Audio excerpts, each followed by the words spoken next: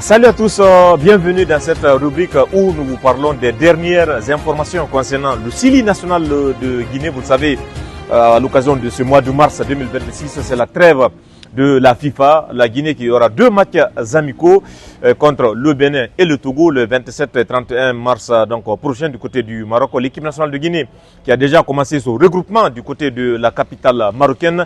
Les joueurs ont déjà commencé en tout cas à rallier le QG de l'équipe de Guinée, Mamadi Cissé et Yacouba Nyanya Bari, mais aussi Mansour sont déjà donc de ce côté-là. On rappelle que Mohamed Kaba, qui joue du côté du FC Nantes en première division française, lui a déclaré forfait pour une raison avancée par la Fédération guinéenne de football qui estime que le joueur aurait préféré donc se consacrer à son club, un club en tout cas qui joue pour son maintien en première division française. Mohamed Kaba, qui a d'ailleurs sous le coup été remplacé par Mamadi Cissé, qui évolue du côté de l'Atlético Mineiro au Brésil, qui a d'ailleurs déjà rejoint la tanière de l'équipe nationale de Guinée. Il se dirige aussi vers un forfait. Pour le moment, ce n'est pas officiel.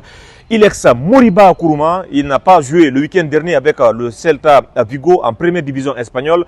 Officiellement, selon le club espagnol, le joueur qui était suspendu aurait ressenti quelques douleurs et voilà, c'est pourquoi il n'était pas sur la fin du match du Celta Vigo. Mais pour le moment, Celta Vigo n'a pas encore confirmé son absence avec le Sili national de Guinée, encore moins la Fédération guinéenne de football qui n'a pas fait de communiqué concernant la présence ou pas de Moriba Kourouma. En tout cas, officiellement, le joueur devrait faire son retour dans les rangs de l'équipe nationale de Guinée. Et puis, il y a aussi Lamine Diaby Fadiga, l'attaquant qui pourrait être bientôt international guinéen, qui a fait une sortie, en tout cas sur sa story, sur Instagram. Il a annoncé son forfait. Pour le moment aussi, c'est un forfait qui n'est pas officiel, puisque la Fegifoot, encore moins son club, n'ont fait une déclaration là-dessus.